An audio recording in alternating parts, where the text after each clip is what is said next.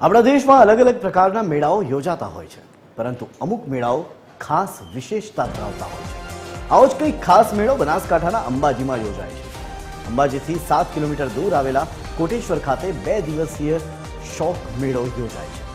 આદિવાસી સમાજ દ્વારા હજારો વર્ષોથી ફાગણ વદ તેરસના દિવસે વહેલી સવારથી સરસ્વતી નદીના તટ પર નવહતી મેળો યોજવામાં આવે છે.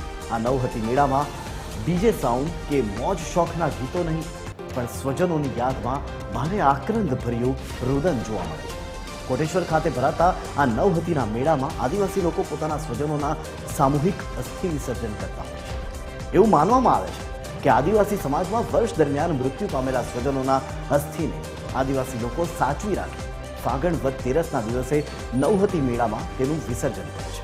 આ નવહતી મેળો પહેલા રાત્રિના સમયમાં યોજાતો હતો, પરંતુ લૂંટફાટ અને મારામારી જેવી ઘટનાઓના કારણે હવે આ મેળો દિવસના સમયે યોજવામાં આવે છે.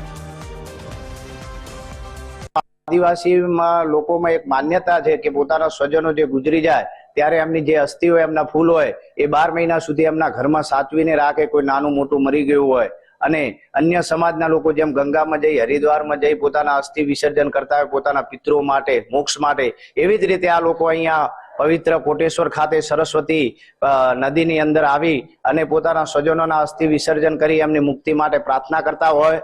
અને આ લોકોની એક માન્યતા છે